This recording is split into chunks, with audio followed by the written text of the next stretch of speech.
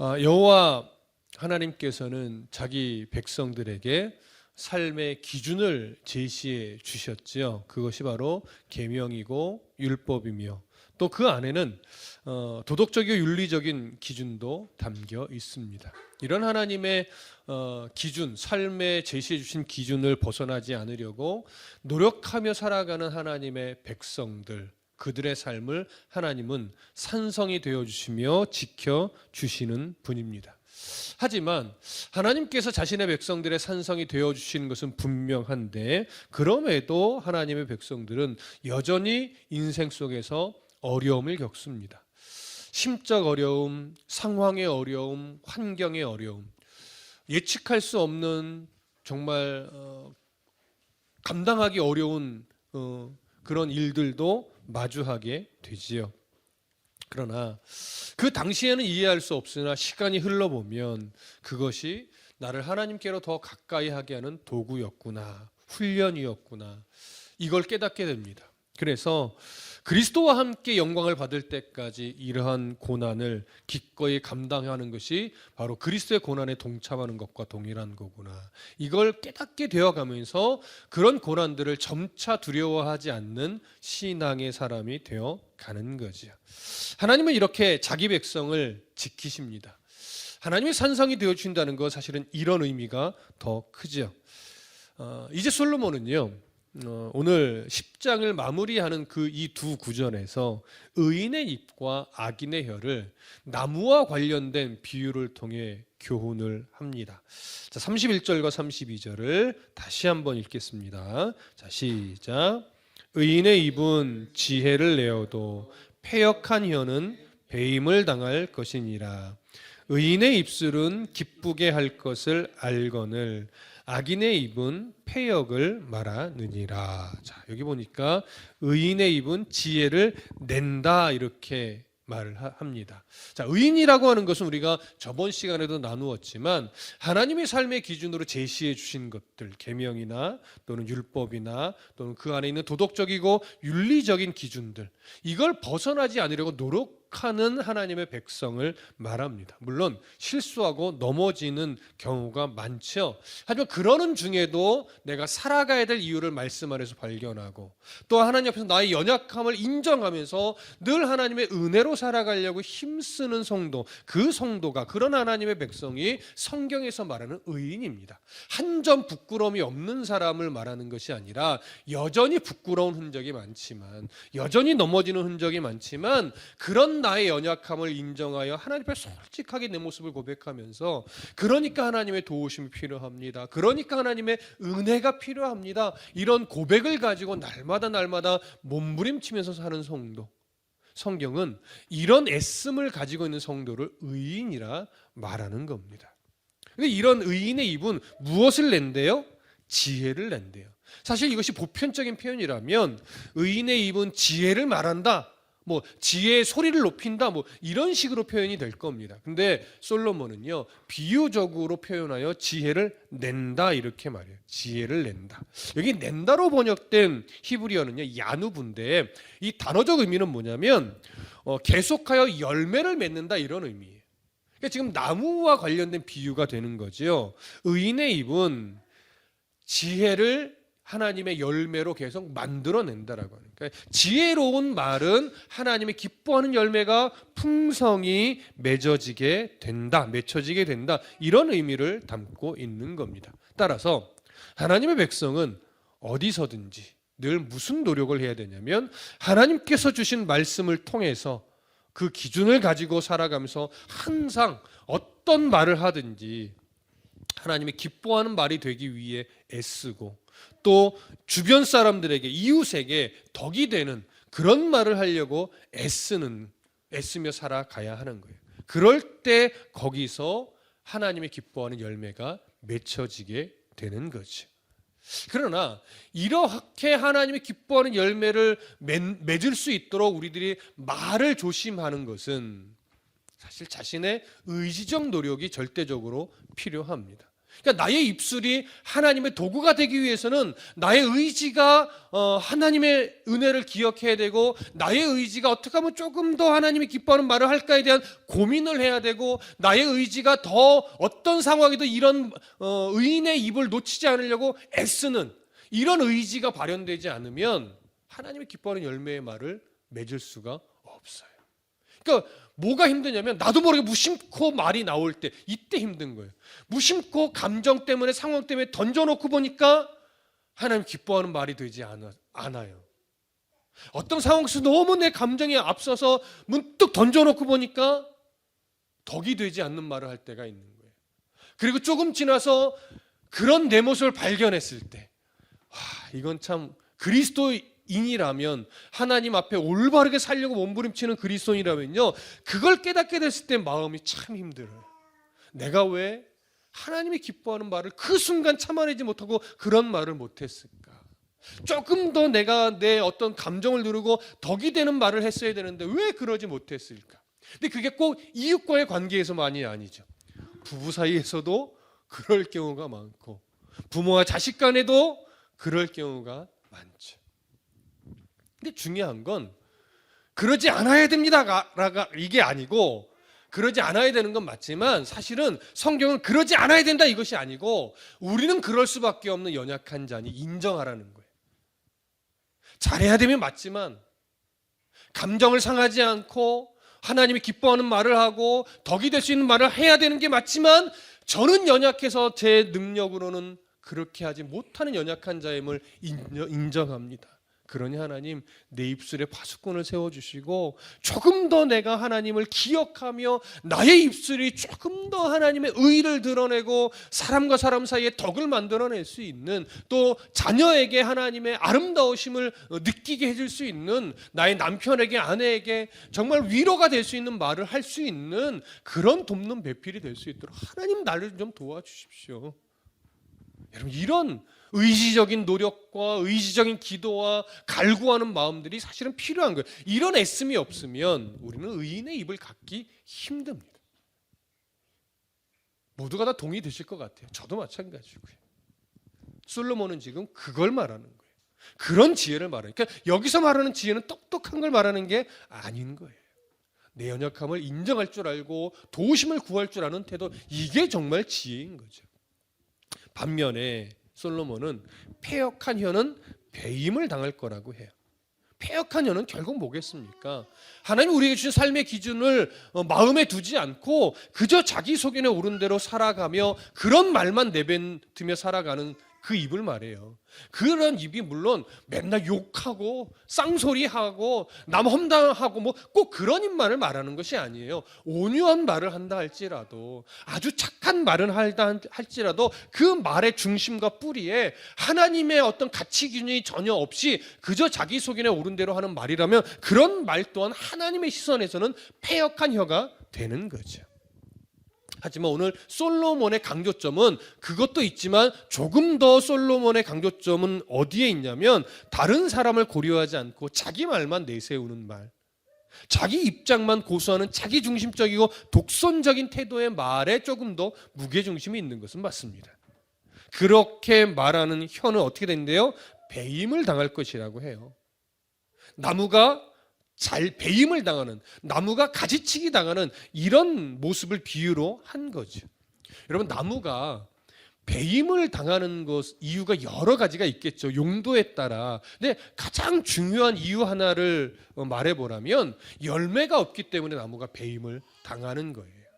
그러니까 악인의 입은 의인의 입과 달리 하나님이 기뻐하는 어떤 지혜의 말이 아니기 때문에 악한 말이 쏟아져 나와요.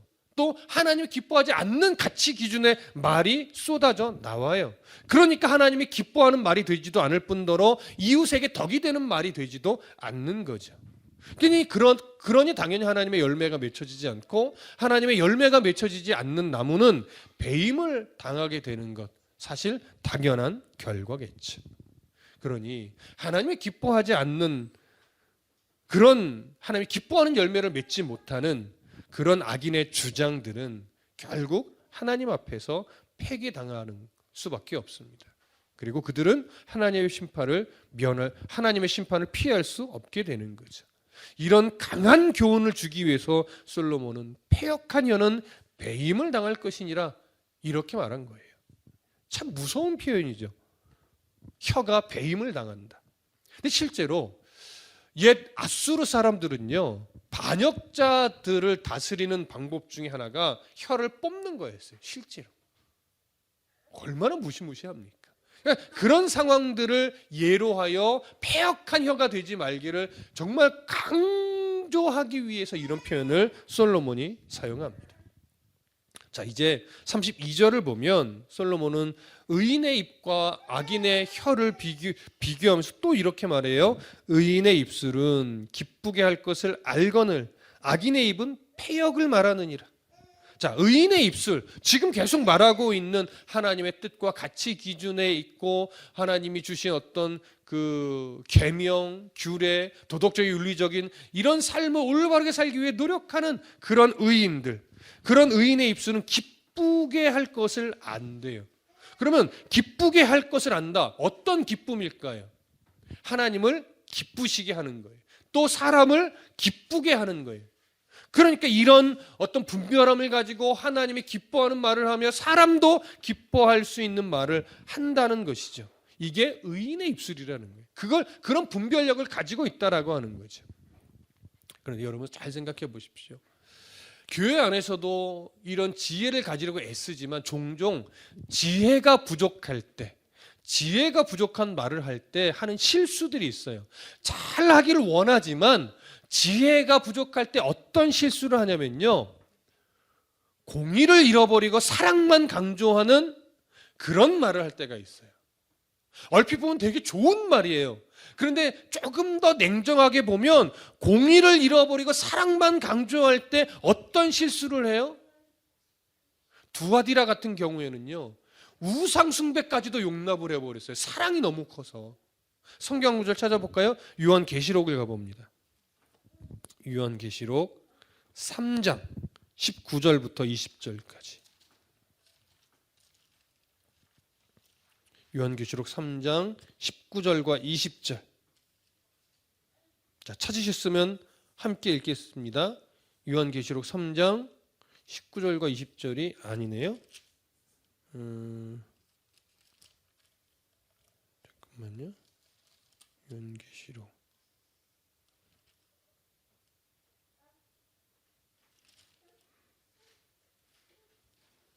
2장 19절과 20절이에요. 제가 잘못 봤습니다.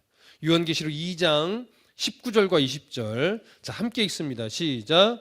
내가 네 사업과 사랑과 믿음과 섬김과 인내를 아노니 네 나중 행위가 처음 것보다 많도다. 그러나 네게 책망할 일이 있노라. 자칭 선지자라는 여자 이세벨을 네가 용납함이니 그가 내 종들을 가르쳐 꿰어 행음하게 하고 우상의 제물을 먹게 하는도다. 사랑을 너무 강조하다가 뭘 잃어버리는 거예요? 공의를 잃어버리는 거예요. 공의를 잃어버리다 보니까 그 사랑이 너무 지나쳐서 어떤 상황까지 벌어져요? 우상 숭배하는 그 일까지도 뭐 그럴 수 있지 뭐 이런 거죠. 오늘날로 비교하면 어떻게 되겠습니까? 동성애들 차도 하나님이 사랑하는 게 맞지 뭐. 왜 그런 사람들을 교회가 못 받아줘? 트랜스젠더 왜 교회가 그들까지도 사랑해야지? 이런 유의 말들이겠죠. 여러분 어떻게 보면 관대함이 넘쳐나고 그렇지 그리스도의 사랑은 거기까지 가야지라고 멋지게 포장된 것 같지만요. 여러분 하나님이 죄라고 하는 것까지도 품는 인정하는 이런 꼴이 되는 거예요. 여러분 동성애자들 하나님이 사랑하지요. 근데 어느 때 사랑하는 거냐면 그게 죄라는 사실을 인정해서 자꾸 그 성향을 버리지 못한 내 자신을 안타까워할 때 그때 그 영혼을 사랑하여 교회가 품을 수 있는 실력이 필요한 거죠. 그것이 죄라고 인정을 안 하는데 어떻게 그 사람을 사랑할 수가 있겠습니까? 어떻게 교회가 그걸 품을 수 있겠습니까? 그걸 죄라고 인정할 때. 그래서 내가 그 죄에서 벗어날 수 있도록 도와주세요라고 손을 내밀 때는 붙잡아야 되지만, 그게 왜 죄입니까? 그건 죄가 아니니까 교회가 품어야죠. 나 좀 받아주세요. 안 받아주시면 이 교회는 잘못된 거예요 라고 나온다면 그건 받아줄 수가 없는 거예요. 하나님은 죄라고 했는데 왜 그게 죄냐고 반문하면 우리는 할 말이 없는 거죠. 이렇게 하나님의 공의를 놓치고 사랑만 너무 지나치게 강조하다가 사랑의 대상으로 삼지 말아야 될 것까지도 사랑의 대상으로 삼을 때 이거는 정말로 하나님이 기뻐하시지 않는 결과를 낳게 돼요. 그래서 우리가 그리스도인의 사랑을 말할 때도 그 기준이 명확해야 돼요. 하나님이 인정하는 범위 안에서의 사랑이지, 하나님이 인정하지 않는 것까지도 사랑이라는 울타리 안에 자꾸 집어넣으려고 할 때 이건 아주 심각한 문제가 발생할 수 있습니다. 이와 반대되는 예는 뭘까요? 사랑을 잃어버리고 공의가 너무 강조될 때, 이럴 때도 문제가 생겨요. 계시록의 그 대표적인 교회가 어떤 교회예요? 지금 공의를 잃어버리고 사랑이 너무 지나친 교회는 두아디라 교회가 그 예를 든 거예요. 지금 읽은 본문이. 하지만 사랑을 잃어버린 공의만 강조된 교회는 에베소 교회죠. 2장 2절부터 볼까요? 계시록 2장 2절부터 4절까지 함께 읽습니다. 시작. 내가 네 행위와 수고와 네 인내를 알고 또 악한 자들을 용납하지 아니한 것과 자칭 사도라 하되 아닌 자들을 시험하여 그의 거짓된 것을 네가 드러낸 것과 또 네가 참고 내 이름을 위하여 견디고 게으르지 아니한 것을 아노라. 그러나 너를 책망할 것이 있나니 너의 처음 사랑을 버렸느니라. 여러분, 뭐라고 말합니까?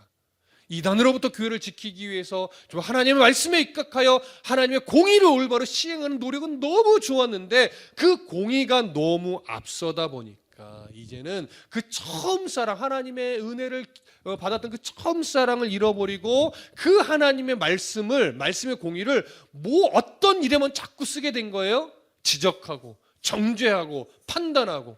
그러니까 하나님의 말씀이 우리를 사랑으로 품고 덮는 말씀이 아니라 칼로 찌르고 베는 이런 무서운 것만 되어 버린 거죠. 이것이 바로 당시 에베소 교회가 안고 있던 가장 심각한 문제였습니다. 우리는 오늘날은 보통 이렇게 하나님의 말씀을 가지고 정죄하고 판단하고 지적하는 이런 사람을 좀 율법주의라는 느낌으로 표현하기도 하지요. 그러나 여러분, 율법주의가 전혀 나쁜 건 아니에요. 왜냐하면 우리가 하나님의 율법의 올바른 본질을 이해하고 그것을 공의롭게 지켜가는 삶은 너무나 중요합니다. 하지만 그것이 사랑과 어우러져야 되는데 사랑을 잃어버릴 때가 문제인 거예요. 그러니 어렵죠. 여러분, 하나님의 공의도 중요하고 하나님의 사랑도 중요해요. 에베소 교회처럼 사랑을 잃어버리고 공의만 강조돼서도 안 되고, 두아디라 교회처럼 공의를 잃어버리고 사랑만 강조돼서도 안 됩니다. 그러면 한쪽으로 너무 치우쳐서 교회가 병들고 성도 또한 건강한 신앙을 가지지 못하게 되는 거예요. 그래서 여러분, 이렇게 하나님의 말씀이 또 그리스도의 입술이 올바르게 지혜를 가지면서 어떤 말씀과 신앙이 또 하나님을 위하는 것과 사람을 위하는 것이 충돌이 일으켜지면 안 되거든요. 이 균형감을 갖는 게 참 힘든 거예요. 산상수훈의 핵심이 뭐예요? 하나님을 사랑한다면 그 사랑을 이웃사랑으로 증명해야 된다. 이것이 산상수훈의 핵심이다. 이거든요. 그렇다면 하나님 사랑과 이웃사랑은 동일하게 균형을 맞춰가야 되는 거예요. 동일하게. 근데 이 균형을 일으키기가 참 어려운 거예요. 하나님을 위하는 것과 사람을 위하는 것, 이것이 충돌되는 것처럼 여겨지는 상황이 우리의 인생 속에 많이 나타나거든요. 그러면 정말 우리가 하나님의 사랑과 또 이웃을 사랑하는 것, 이것이 충돌을 일으킬 때 우리는 어떻게 해야 할까요? 마태복음이 이제 그 하나의 예를 들어주는데, 마태복음 22장 34절부터 40절을 한번 찾아보시죠. 마태복음 22장 34절부터 40절까지. 마태복음 22장 34절부터 40절까지. 찾으셨으면 함께 읽겠습니다. 34절부터 40절. 시작. 예수께서 사두개인들로 대답할 수 없게 하셨다 함을 바리새인들이 듣고 모였는데 그 중에 한 율법사가 예수를 시험하여 묻되 선생님, 율법 중에서 어느 계명이 크니이까?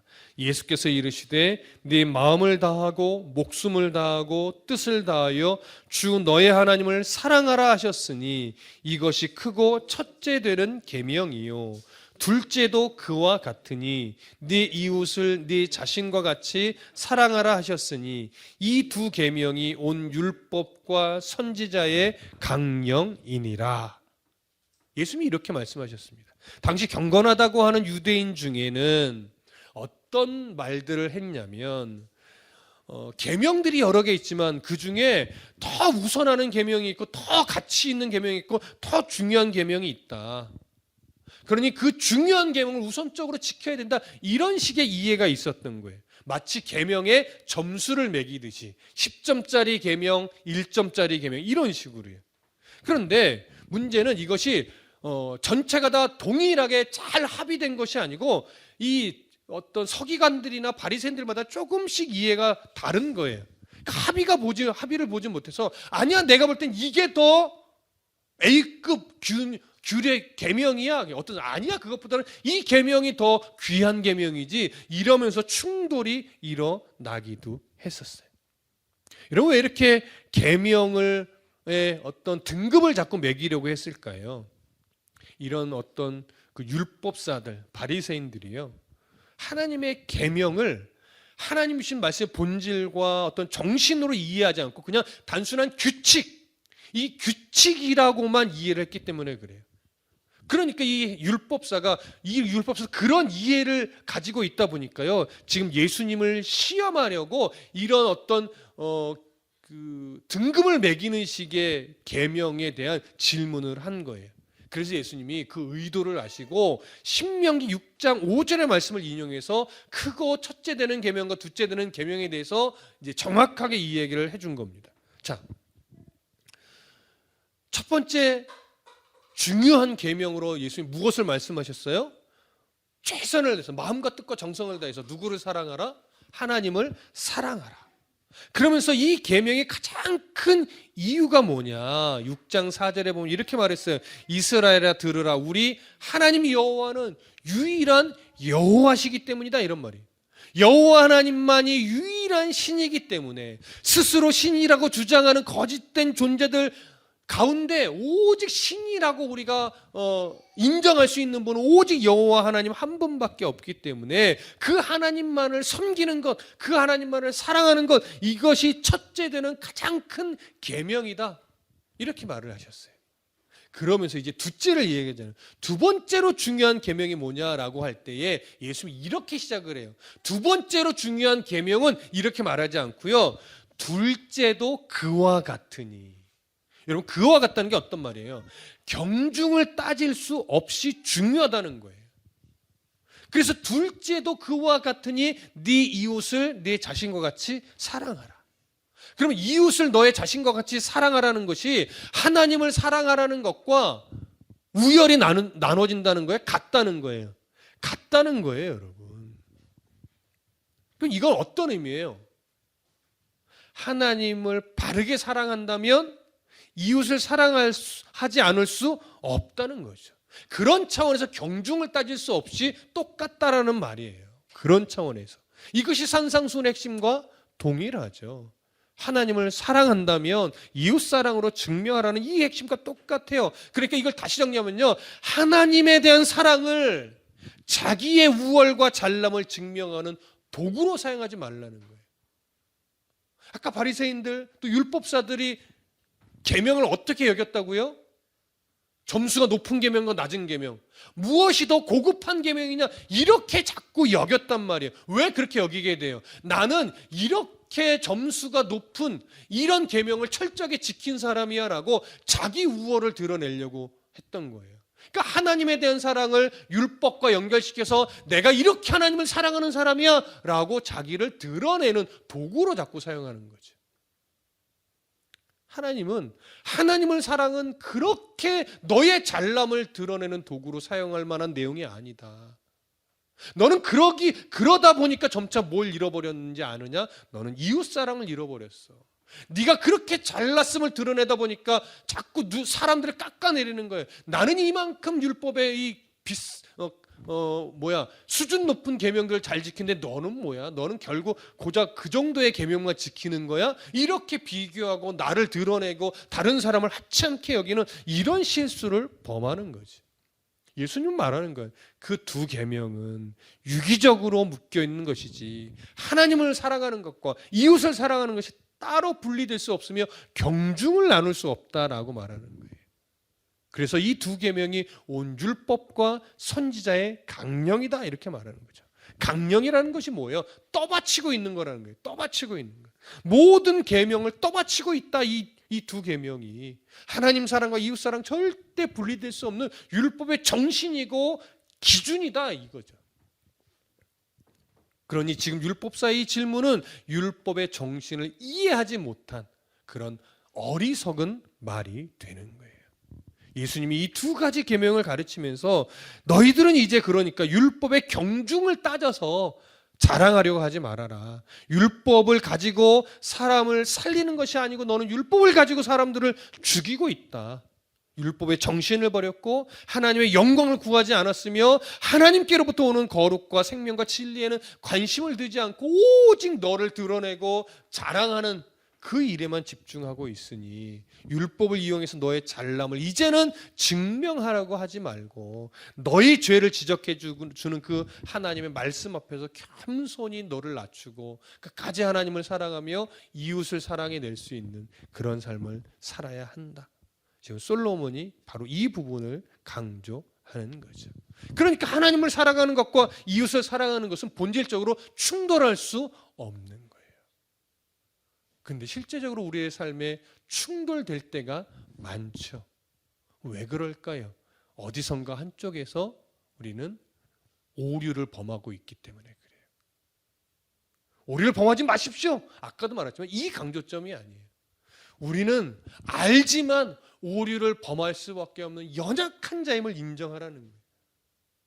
그 연약함을 인정하면요 어떻게 돼요? 겸손해져요.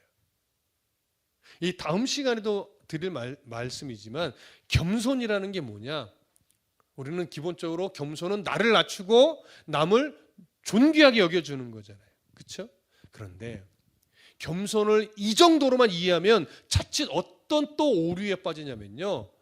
나를 낮추는 그 겸손이 나의 의의가 될 때가 많아요. 나는 이렇게 나를 낮추며 살아. 나는 이렇게 남을 높이며 살아. 그런데 진짜 겸손은요. 그거보다 한 단계 더 가야 돼요. 왜 우리가 나를 낮추고 남을 높이냐면요. 그래 나를 낮추고 남을 높이는 게 겸손이라서 이렇게 가는 것이 아니고 내 속사람의 본질을 보니까 얼마나 추악하고 연약하고 보잘것없는지 내 자신을 높일 만한 근거가 내게 아무것도 없음을 인정하게 되는 거예요. 아담과 하와의 그 불순종 이후에 우리의 본질이 너무나 추해서 내가 뭐라고 내가 나를 높일 수 있는가? 이 본질을 보게 되는 거예요. 그러니 나를 높일 수 없죠.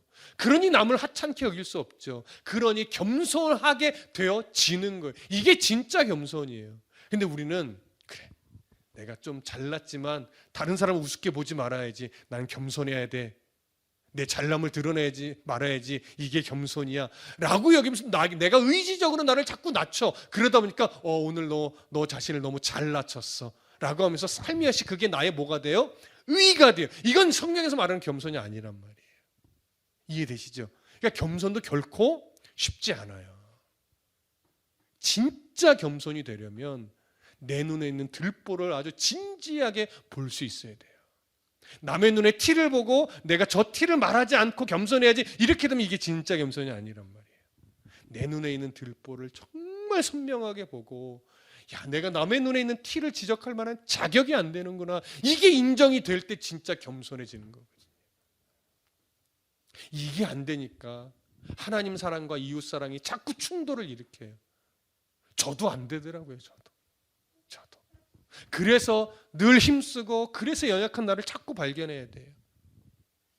솔로몬이 이걸 지금 보여주는 거예요. 그래서 마지막으로 무엇을 말해요? 악인의 입은 폐역을 말하느니라. 폐역이라는 것은요, 뻔뻔스럽고 고집스럽고 악한 꾀를 자꾸 내면서 속임의 말을 하는 거예요.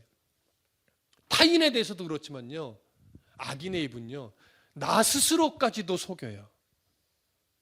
나 스스로까지도 합리화시켜요. 그러면서 계속 뻔뻔한 말을 하게 된다고요. 여러분, 오늘 우리가 이 지혜를 내는 의인의 입술이 되기 위해서는 겸손을 가져야 됩니다. 말씀드려서 겸손은 나를 단순하게 낮추는 것이 아니고요, 내 눈에 있는 들보를 선명하게 봐서 남의 눈에 있는 티를 지적할 만한 자격이 없음을 내가 인정하게 되는 거예요. 그렇게 내가 겸손해져야 내가 지혜를 내는 의인의 입술을 가질 수 있게 돼요. 그러니 오늘 우리가 뭘 인정해야 되냐면, 나의 입술이 착한 줄 알았더니 나의 입술이 악인의 혀와 다를 바 없구나. 이걸 우리가 인정할 수 있어야 돼요. 그리고 이것이 인정이 된다면 하나님, 내가 악인의 입과 별반 다르지 않은 존재임을 인정할 수 있어서 감사합니다. 이 고백을 해야 돼요. 그리고 또 하나, 그럼에도 이런 내가 하나님의 은혜 아래, 하나님의 사랑 안에 있음을 또한 감사해야 돼요. 그리고 여전히 부족함에도 말씀 안에서 내가 살아가고 있음을 또 기뻐해야 하는 거죠. 그리고 이런 말씀을 들을 때, 맞아, 내가 그런 교만한 입이지, 그런 악인의 입술이지, 하나님 내 눈에 있는 들보를 봅니다. 이제 남의 눈에 티를 보지 않게 해주십시오 라고 하는 기도를 드릴 수 있고 경각심을 오늘 품을 수 있다면 정말 복된 사람인 거예요. 하나님, 그 말씀이 나를 향한 말씀임을 내가 인정할 수 있어서 감사합니다. 이런 태도를 잃어버리지만 않는다면 고단한 인생 중에도 여러분, 폐역한 혀가 아니라 정말로 의인의 입술을 가질 수 있을 겁니다. 아니, 그런 의인의 입술을 가질 수 있는 겸손한 성도의 삶이 되십시다. 지혜를 내는 의인의 입술을 가지고 주님과 함께 겸손한 삶을 살아가게 되는 저와 여러분 되기를 간절히 소망하고 축복합니다. 기도하겠습니다.